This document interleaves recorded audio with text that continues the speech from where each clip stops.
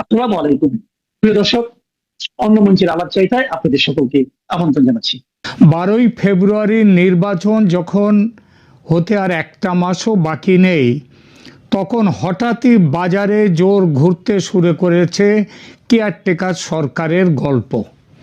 বাংলাদেশের নির্বাচনী সংস্কার কমিশনের চেয়ারম্যান বদিউল আলম মজুমদার অতি সম্প্রতি এই দুদিন আগে বলেছেন, তত্ত্বাবধায়ক সরকার ছাড়া সুষ্ঠু নির্বাচন সম্ভব নয়।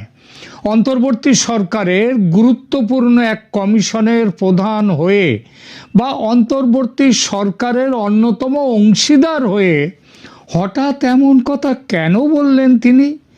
এই প্রশ্নটি বিশেষভাবে গুরুত্বপূর্ণ হয়ে ওঠে এজন্য যে 12 ফেব্রুয়ারির নির্বাচনের ঠিক আগে এমন প্রসঙ্গ আলোচনায় উঠে আসার পশ্চাতে রাজনীতির যে কোনো ভূমিকা নেই এমন কি কখনো হতে পারে?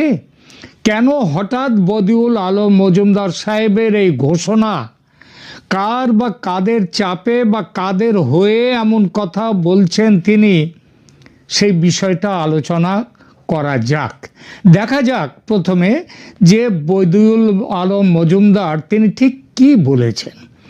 সাম্প্রতিক দু একদিনে বদিউল আলম সাহেব যেসব বক্তব্য আলোচনায় এসেছে, তার যেসব বক্তব্য, সেগুলো আসলে দুটি আলাদা প্ল্যাটফর্মে, এক জায়গায় হঠাৎ মুখ ফসকে বেরিয়ে গেছে এমন নয়।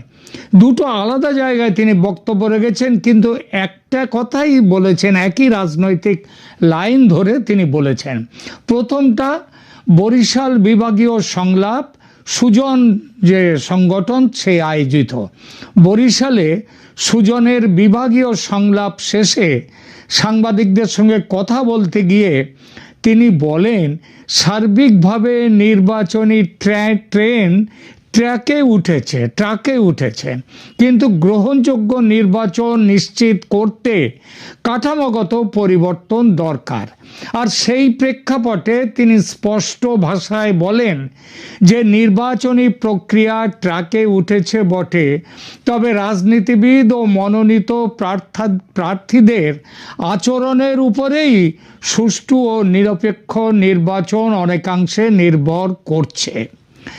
নিরপেক্ষ ও নির্দলীয় তত্ত্বাবধায়ক সরকার ছাড়া দেশে গ্রহণযোগ্য নির্বাচন আয়োজন করা সম্ভব নয়। আবার একবার বলছি কথাটা, নিরপেক্ষ ও নির্দলীয় তত্ত্বাবধায়ক সরকার ছাড়া দেশে গ্রহণযোগ্য নির্বাচন আয়োজন করা সম্ভব নয়।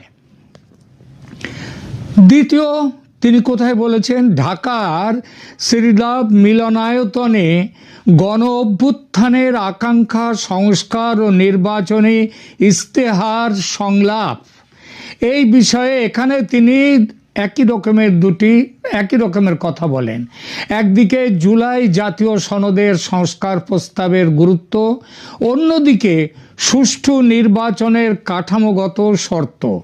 সেখানে তার মূল কেয়ারটেকার সংক্রান্ত লাইনটি এরকম, তিনি বলেছেন, আমরা বলেছি যে নির্বাচন কমিশনকে সক্রিয় হতে হবে, টাকার খেলা বন্ধ করতে হবে, নির্বাচনী এবং রাজনৈতিক অন্ধকারে দুর্বৃত্তায়ন বন্ধ করতে হবে, একই সঙ্গে তত্ত্বাবধায়ক সরকার ব্যবস্থা ফিরে আসতে হবে।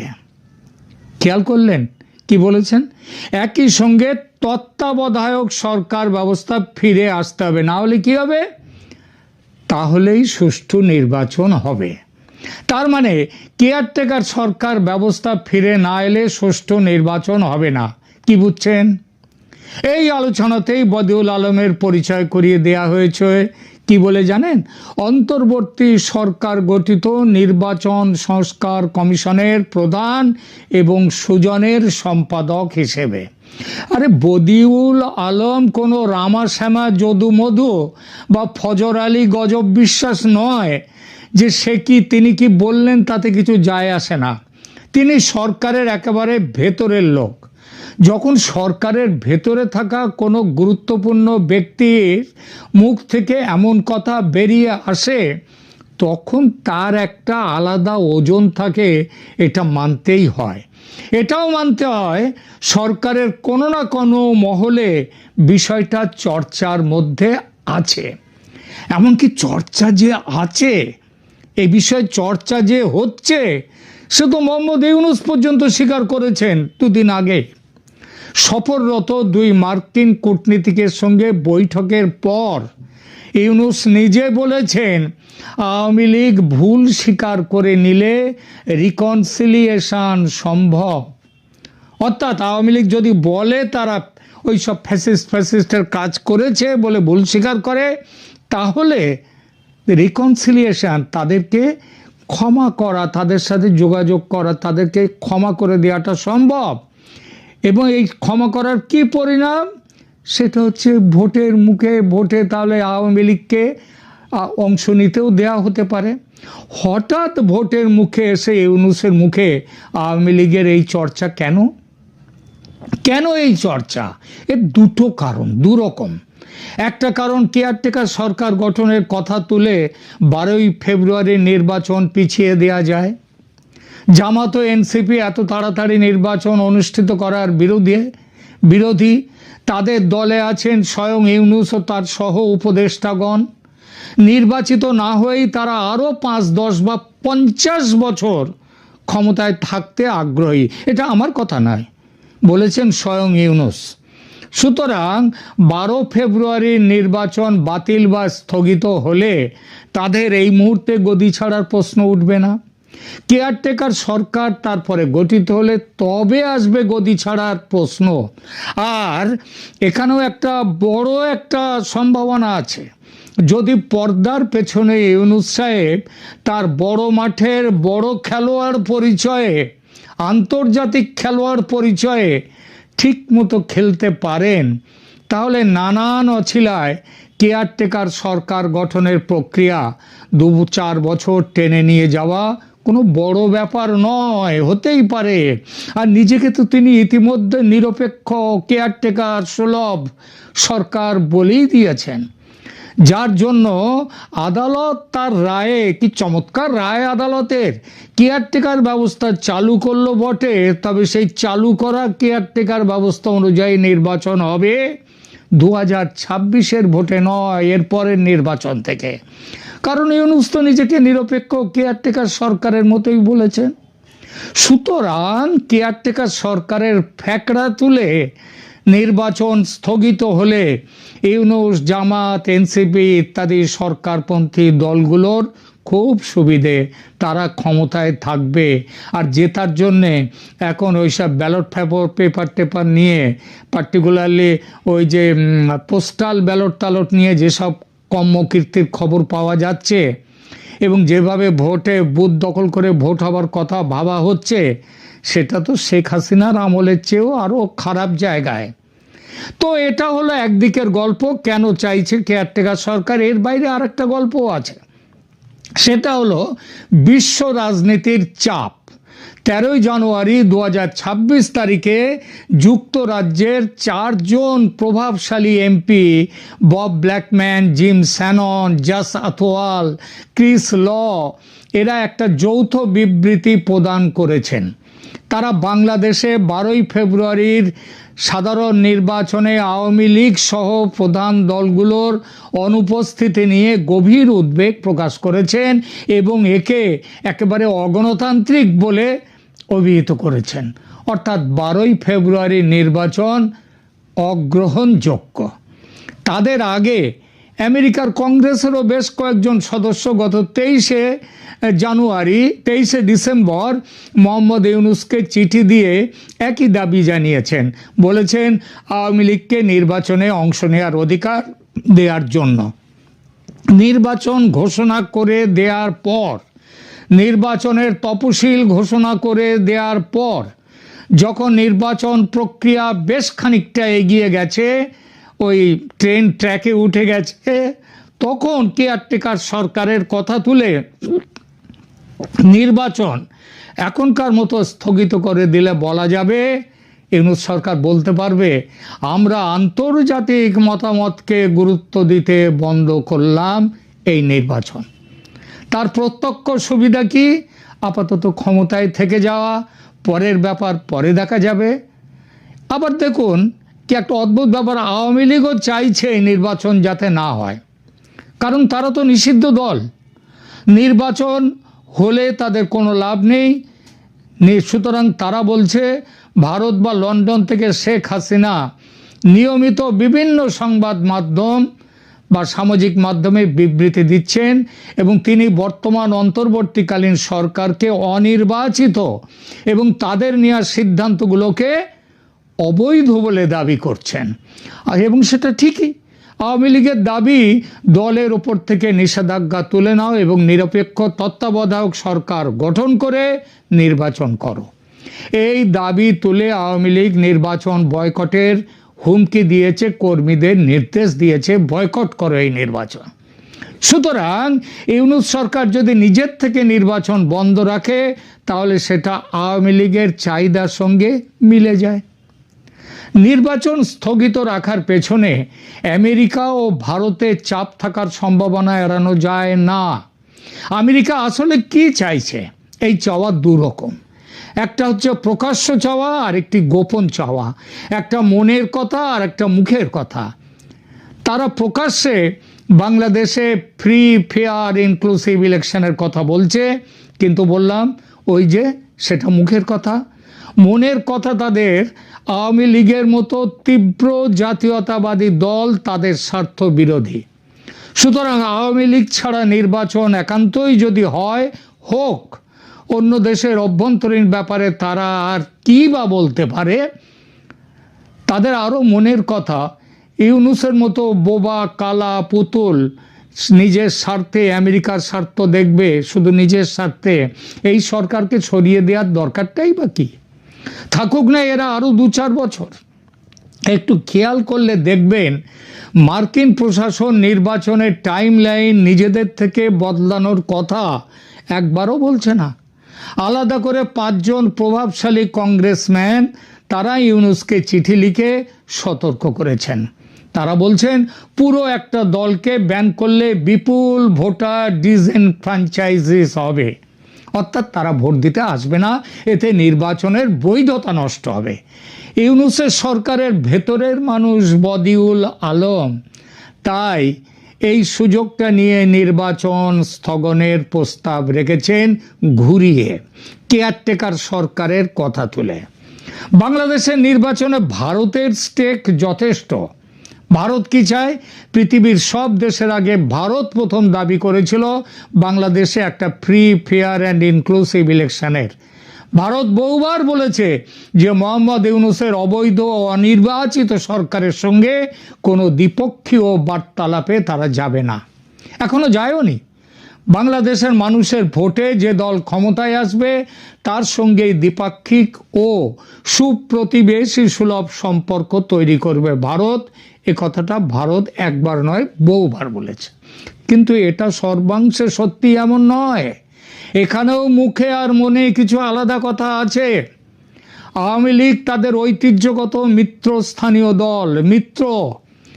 শেখ হাসিনা দিল্লির অতিথি, এই তুলনায় বিএনপি সেই জায়গাতে তো নেই। তবে হ্যাঁ,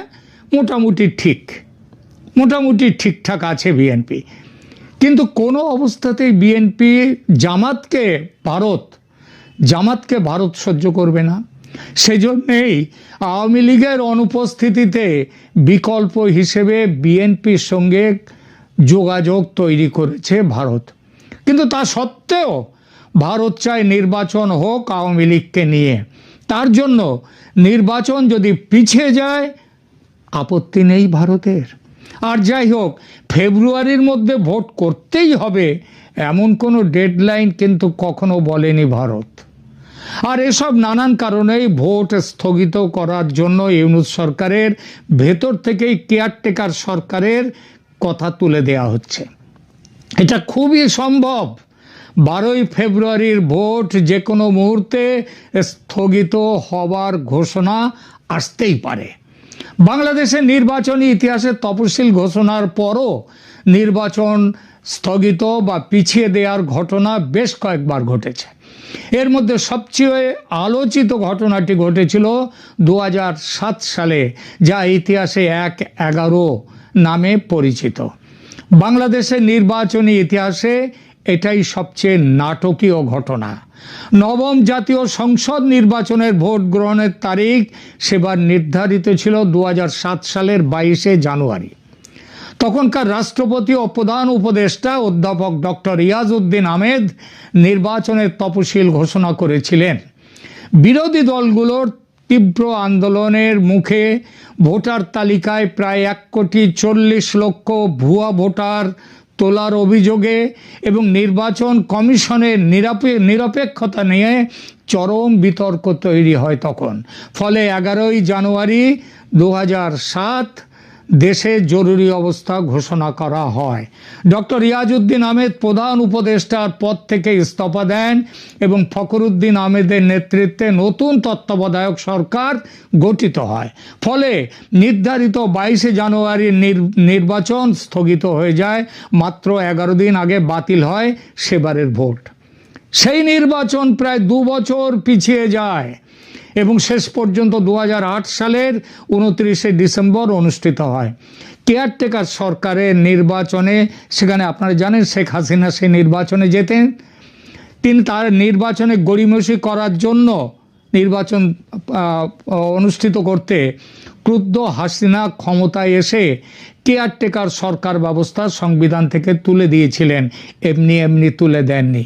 বর্তমানে যে 2026 সালের 12ই ফেব্রুয়ারি নির্বাচনের দ্বার প্রান্তে আছে বাংলাদেশ, এখানেও সম্প্রতি একটি আংশিক স্থগিতের ঘটনা ঘটেছে। পাবনা 1 এবং পাবনা 2 এর নির্বাচন কিন্তু স্থগিত করেছে নির্বাচন কমিশন, যদিও তারা বাকি 298টি আসনে নির্বাচন হবে বলে চলেছেন এখনো। তফসিল ঘোষণার পর নির্বাচন স্থগিত হওয়া একটি অস্বাভাবিক পরিস্থিতি। সাধারণত 3টি কারণে এটি ঘটে। একটা প্রাকৃতিক বড় দুর্যোগ ছাড়া আর যে 2টো কারণ আছে, এই 2টো কারণই এখানে খাটে। কি কারণ? প্রথমত রাজনৈতিক সংকট বা জরুরি অবস্থা। যদি দেশের বড় রাজনৈতিক দলগুলো নির্বাচন বয়কট করে এবং রাজপথে বড় ধরনের সহিংসতা তৈরি হয়, যেমনটা হয়েছিল 2007 সালে, তাহলে নির্বাচন স্থগিত হতে পারে। 2024-এ সহিংসতা তৈরির যে অভিজ্ঞতা আছে ইউনূস, জামাত, ছাত্র জনতার, সেই অভিজ্ঞতায় রাজপথে সহিংসতা তৈরি করা তো বাঁয়া হাত কা খেল, এটা হতেই পারে। দ্বিতীয়ত আদালতের নির্দেশনা। যদি আদালত কোনো নির্দেশ দেয় তাহলে সেটা সেই অনুযায়ী যদি ভোট স্থগিতের আদেশ দেয় তাহলে ভোট স্থগিত থাকবে। নির্বাচন নিয়ে সুপ্রিম কোর্টে একাধিক মামলা কিন্তু এই মুহূর্তে লম্বিত আছে। এই তফসিলের বৈধতা চ্যালেঞ্জ করে সুপ্রিম কোর্টের আইনজীবী ইউনুস আলী আকান্ত সমেত কয়েকজন একাধিক রিট করেছেন, যেখানে কেবল একই দিনে নির্বাচন, গণভোট নয় বরং তত্ত্বাবধায়ক সরকার গঠন করে নতুন তফসিল ঘোষণার নির্দেশনা চাওয়া হয়েছে। সেই মামলা কিন্তু এখনো লম্বিত। আবার গতকাল হাইকোর্টে সুপ্রিম কোর্টের প্রবীণ আইনজীবী মোহাম্মদ মাহমুদুল হাসান এক মামলা দায়ের করেছেন। মামলায় তিনি দাবি করেছেন লুট হওয়া অস্ত্র, মানে গত বছর 2024-এর জুলাই অভ্যুত্থানে লুট হওয়া অস্ত্র উদ্ধার না হলে নির্বাচন অবাধ ও শান্তিপূর্ণ হওয়া অসম্ভব। সুতরাং অনির্দিষ্টকালের জন্য স্থগিত হোক নির্বাচন। তত্ত্বাবধায়ক ব্যবস্থার সাংবিধানিক অবস্থান নিয়ে আইনি বিতর্কও উঠে গেছে। 2011 সালের 15তম সংশোধনীতে তত্ত্বাবধায়ক সরকার ব্যবস্থা বাতিল হলেও জেনারেল ক্লজেস অ্যাক্ট ও আপিল বিভাগের এর পূর্বতন রায়ের আলোকে কিছু আইনজীবী যুক্তি দিচ্ছেন পুরোপুরি আইন শূন্য হয়নি তত্ত্বাবধায়ক সরকার, তাই নির্দলীয় তত্ত্বাবধায়ক ভিত্তিক ব্যবস্থা চালু করা হোক এবং তারপরে ভোট হোক। এই প্রেক্ষাপটে বদিউল আলমের এবং এই সরকারের তত্ত্বাবধায়ক ছাড়া গ্রহণযোগ্য নির্বাচন সম্ভব নয় বক্তব্য কেবল রাজনৈতিক নয়, হাইকোর্ট সুপ্রিম কোর্টের বিতর্কের মধ্যেই এক ধরনের সিভিল সোসাইটি অ্যামিকাস কুরিয়ে স্টেটমেন্ট, যা কোর্ট সরাসরি ব্যবহার করুক বা না করুক জনমত গঠনে চাপ সৃষ্টি করতেই পারে। বাংলাদেশের বিচার ব্যবস্থা এখন আইনের নির্দেশে চলে না, চলে সরকারের নির্দেশে। ফলে যে কোনো মুহূর্তে সুপ্রিম কোর্ট যদি মামলার পরিপ্রেক্ষিতে নির্বাচন স্থগিত করার নির্দেশ দেয়, তাহলে 12ই ফেব্রুয়ারি ভোট হবে না। এই ভোটের বিরুদ্ধে আওয়ামী লীগ কর্মীদের আওয়ামী লীগ নেতৃত্ব তার কর্মীদের রাজপথে নামার নির্দেশ দিয়েছে। আবার ইউনূস, জামাত, এনসিপি এই ভোট চায় না। ভোটে জেতার জন্য তারা অনেক রকম আজে বাজে কাজ, অন্যায় কাজ করতে হচ্ছে। ভোটই যদি না হয় সে কাজটা আর করতে হবে না। সুতরাং ভোট বানচালের জন্য যদি এক ধরনের অলিখিত জোট হয় 2024-এর জুলাই অভ্যুত্থানের মতো, এবং সেই সিদ্ধান্তকে যদি আওয়ামী লীগ সমর্থন দেয়, অবাক হওয়ার কিছু নেই। তফাৎ হবে এটাই যে সেবারের মতো এবারের ভোটে বিএনপি জামাতের ইউনূসের জোটে থাকবে না। রাজনীতির গতি বড় বিচিত্র, আর রাজনীতিতে শেষ কথা বলে কিছু নেই, তাই না?